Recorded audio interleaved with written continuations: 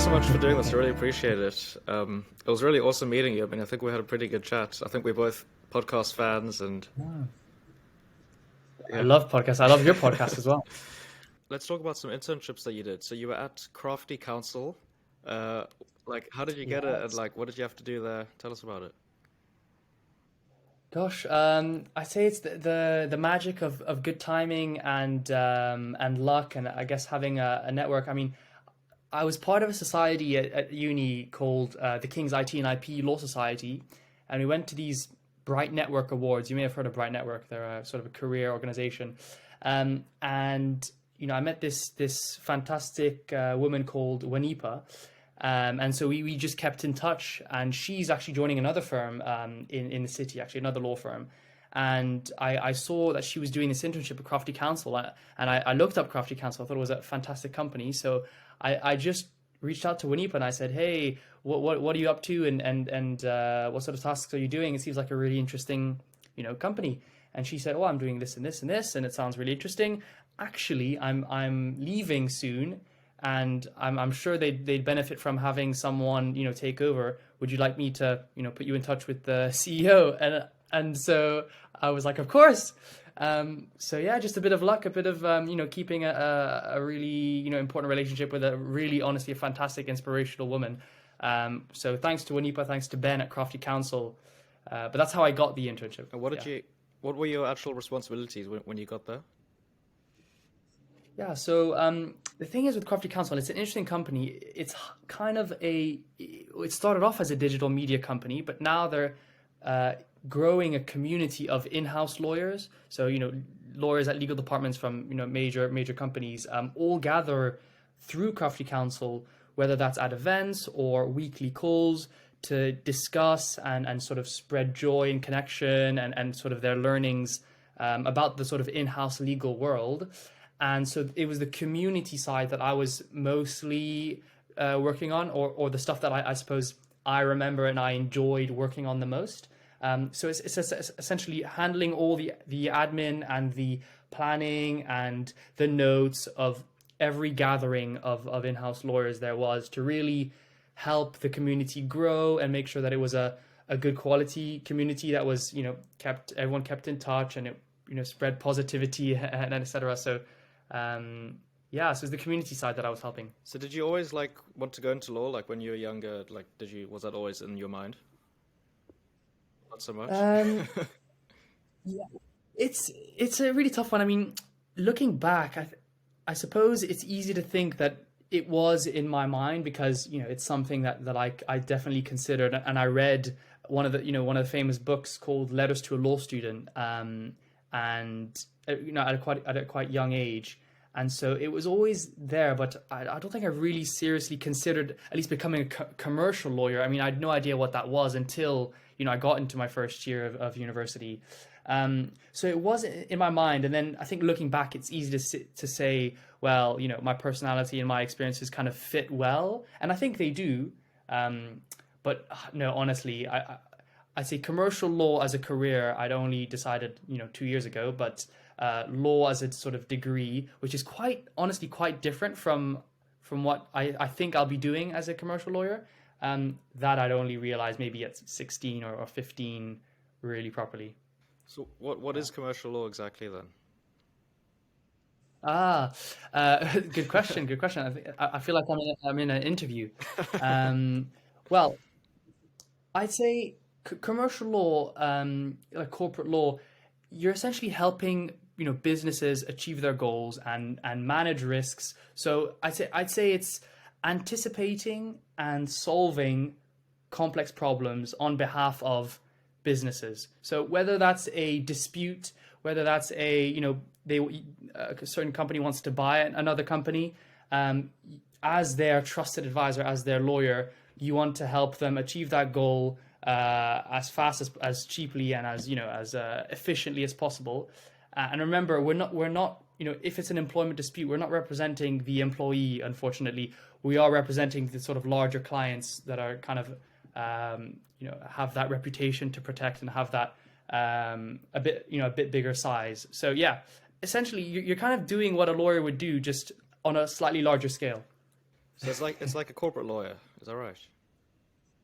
Yeah. Exactly. And funnily enough, one guy that one of my mentors mentioned to me that what corporate lawyers do essentially is manage risk externally. So helping their clients avoid problems and anticipate such problems and solve them once they're already there, unfortunately, and then manage expectations, which I think is part of any role.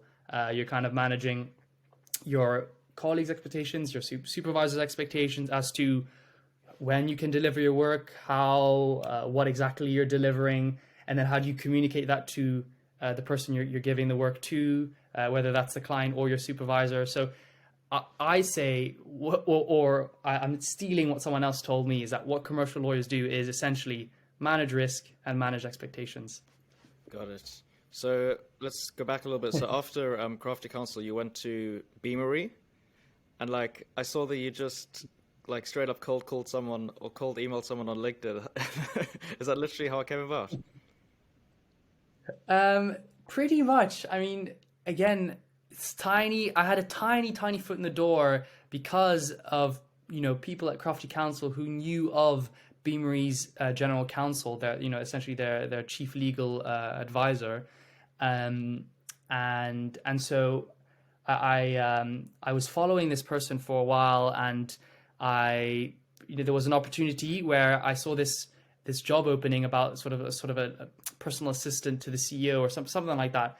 And I thought, well, if they're looking for a personal assistant, I would be more than happy to assist and learn as much as possible from them. So literally just reached out on LinkedIn, and I framed it in a way. It was kind of like, how can I help you? Because I mean, if there's anything I'd mention to sort of aspiring lawyers in terms of how to make their own luck, when you're asking for something, remember that people are very busy, they very rarely have time.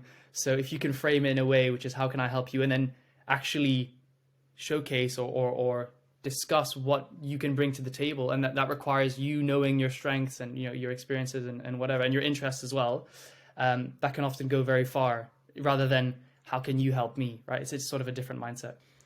Absolutely, yeah. Like when I first moved to London, I literally just started cold calling real estate agencies, and I was just like walking into the actual offices, and it worked out for me after like a few months. It took a while, but it shows that you like are proactive and that you really want it, and it definitely makes you stand out a bit. Yeah, well, and here you are, both lucky to have gone through the cold calling phase in our careers, I suppose. Yeah, yeah. So what did you actually have to do at Beamery? Right, gosh. Okay, thinking back, um, I guess on a day-to-day basis, I think the key thing and my key mindset was just, how can I make the life of the legal team easier?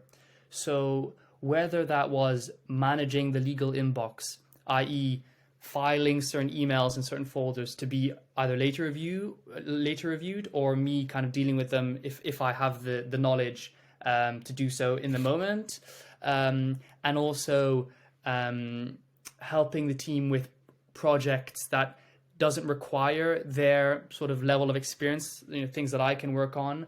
So whether that was managing their contracts database, or helping them develop their compliance or anti-bribery policies, proofreading.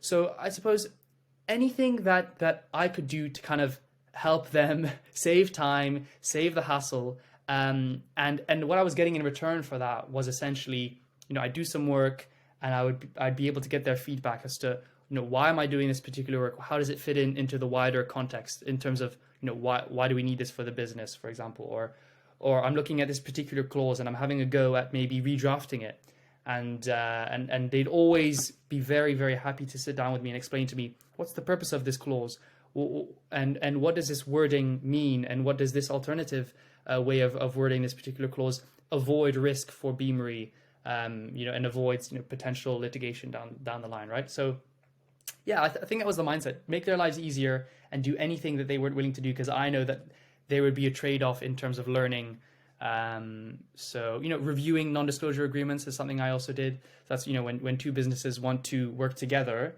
that at that initial stage, they have to make sure that none of the information they're sharing with each other is, leaked to, the wider world, their competitors, etc. So, and unfortunately, the state of the legal industry now is that the NDAs, as we call them, aren't necessarily too standardized. So you always have to have someone to review them, and it takes time. And I think I can say that I've learned a lot about NDAs. However, one thing I did before leaving was standardize the process with a movement now that's called the One NDA, and it's basically a standardized NDA that people use as sort of the market standard, and we no longer need to review. So I helped implement that process as part of this wider movement that's happening in the legal industry. Was it all happening online? Was it completely remote, or?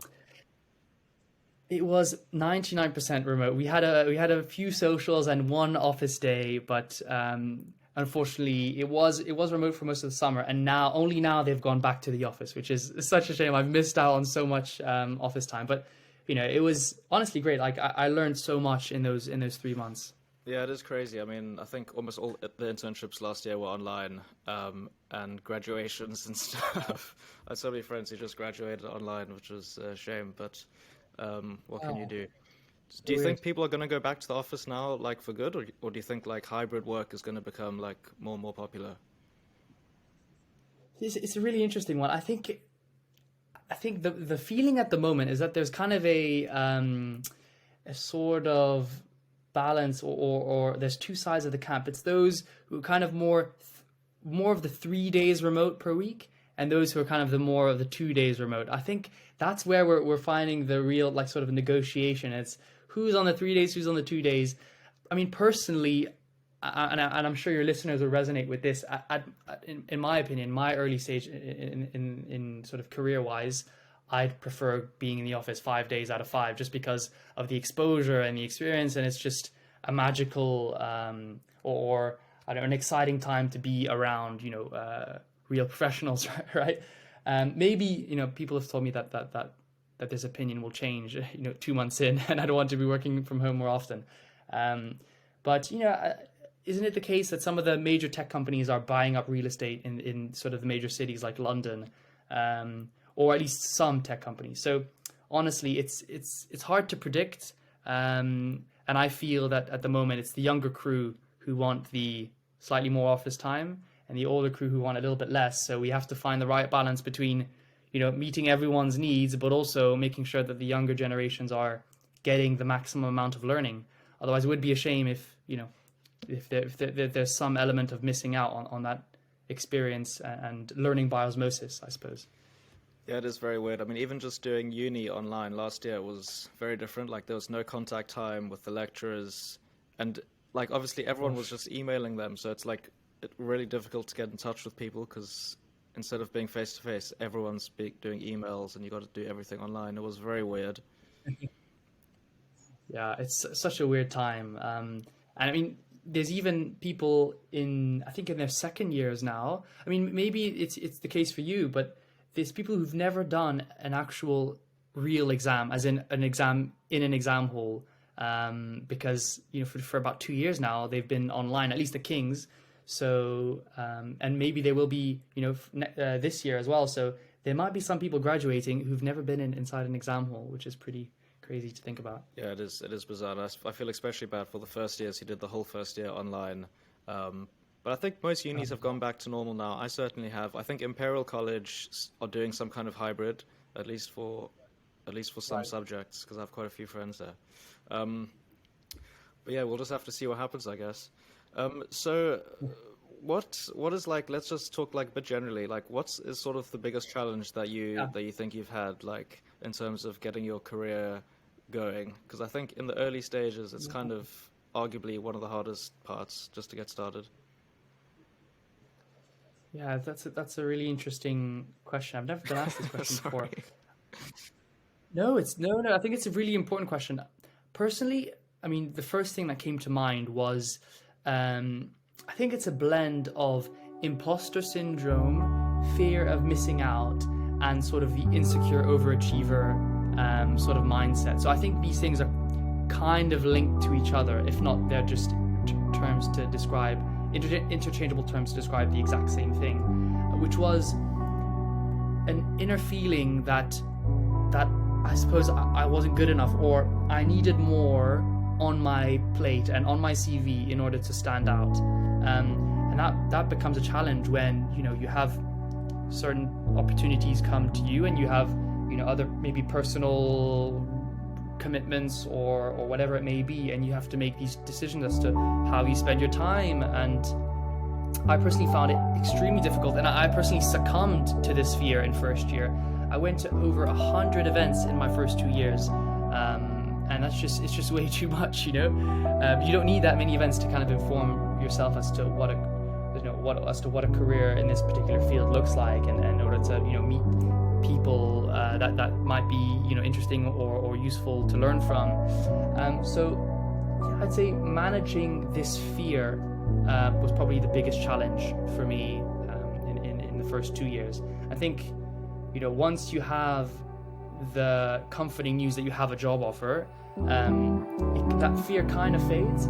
But I suspect that it may come back. You know, once you start your job, you're all of a sudden you're the most junior person on the team, and it's like I'm already sort of starting to overthink. It's like, how can I, you know, do well? How can I provide value to this team and not be bad, right? But it's a tough one to get out of, and I think I suppose the most important thing, if I'm talking about learnings about this from this challenge, was just, I suppose, accepting it and being, first step is, I suppose, awareness, and then acceptance.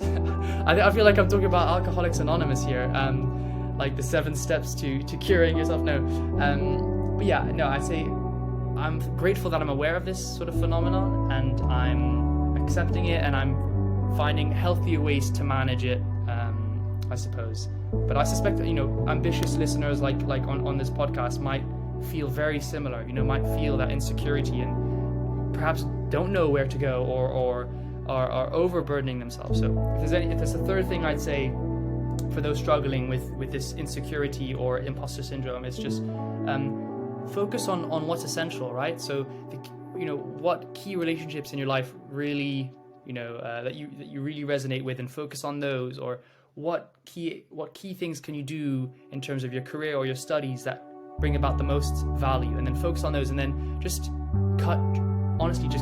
clean out the rest that's not essential, that's not bringing as much value. And I feel that might help, you know, clear out the unnecessary stuff. A bit like Marie Kondo's tidying up, you know, just what sparks joy and keep that, and what doesn't spark joy, just get rid of it. Don't have time for that. Right, yeah, I mean, I think something that definitely a lot of people struggle with is imposter syndrome. And I think, for me, I find social media affects it quite a lot for me, because like basically all you're doing on there is just comparing yourself to what other people are doing. And I feel like we kind of like aren't even supposed to like know what everyone is doing all the time. And so I've tried to like limit myself on social media, but I've stopped like posting on there so much and looking at what other people are doing. I've just started to like compare myself to what I want to do, and I've had to like mentally block that, and I've gotten a lot better at it. But I think, like you said, becoming aware of it is definitely like just the first step. And I suppose it's, as you mentioned with the social media thing, you know, we're telling people to kind of build their own brand and, you know, showcase their skills and everything, but you know, at the same time as building your own brand, you're on this platform, whether it's LinkedIn or Instagram, you know, showcasing your best self, and everyone's showcasing their best selves, and it crafts a reality that's, it's not really real, you know. Like I often struggle with, like, what do I write in my LinkedIn bio? Like, what really do I have to offer the world? And I'm overthinking about, like, do I include personal facts, or what am I doing here, right? So I suppose it's a really interesting challenge, an interesting one, and hopefully people don't get overwhelmed and realize that 99% of everyone else is feeling the exact same way, and struggling to kind of balance being on the platform, but also realizing that what you see isn't really what you get. Absolutely, yeah. Sorry, the video's cut off, so I can't see when you will finish talking. But just No worries. some. So we've been going for almost half an hour now. So just last couple questions. Sure. Can we do like a very cheesy quick fire round? Of course, I love cheesy fire rounds. Do you have like a favorite music group or a band or something like that? Ooh, Singer, a cappella group. this is a good question. I love music. I'd say if there's a genre that I like, I do like a good a cappella group. I mean, there are a bunch of different groups that I like, but I do like complex harmonies. And on the other hand, I do quite like techno and EDM. So honestly, all sorts of music, I love it. So you know, that's the hardest question you can ask me of today. Yeah. Also, I've only recently gotten into like house and techno music because it was a genre that I really didn't used to like at all. I always used to listen to like kind of complicated, harmonious music that I really like, kind of like old school sort of stuff. But I've recently gotten into ABBA. But were you in an a cappella group? I was indeed, yeah. I mean, I was part of this group called All the King's Men, and that's kind of where the love of a cappella came through. Yeah. I mean, if you think of Pitch Perfect, it literally was like that. But no, yeah, a cappella techno. You mean you'd be surprised as to how many lawyers are into that as well. I Yeah. mean, I actually met this partner from a US law firm a few months ago, and he produces his own techno music. So you know, I think we should shout more about our music preferences, and maybe we find some commonalities with the rest of the world. Yeah, definitely.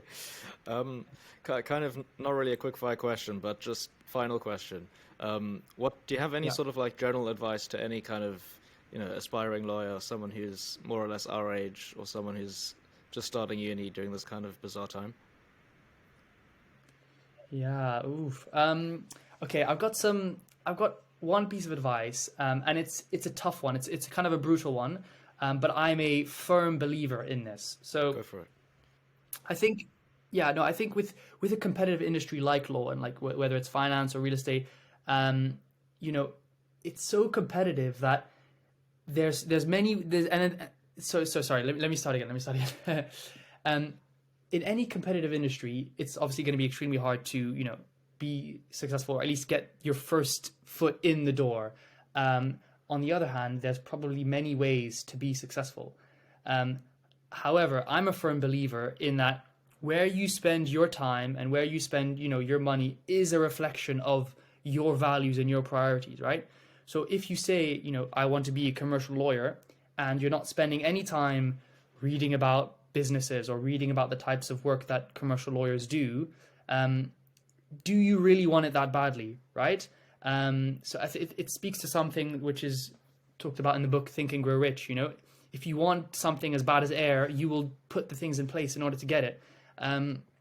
So yeah, I'd say it's a competitive industry, but how you spend your time is a reflection of your values and your priorities. So, you know, I'm encouraging some reflection. You know, look at your calendars and what are you spending the most of your time on? Is it video games or XYZ, or is it actually engaging and talking to people and trying to really you know, get your foot in the door? So it's a tough piece of advice, but yeah, if I had to summarize it, reflect on when you're spending your time, and that will show you what really matters to you. Awesome, Bertie. Thank you so much. I appreciate the advice. Brutal, Thank but you. honest. Thank you so much, man. Like you said. Yeah, I mean, it's important though, right? I mean, gosh, I look at my calendar. It's like a lot of it this week is socializing, Yeah. which is fair enough. I mean, that's one of my priorities this year. It's just building friendships, building relationships, same. because it's the last year before work starts, you know? Yeah, exactly. I definitely want to. That's definitely probably my main like concept of this year, because like last year was just shut down, so I want to try just meet as many people as possible. Like at LYPN, that was really Yeah, cool. absolutely. Yes, and like yourself, you know, really glad to have met you. Yeah, likewise.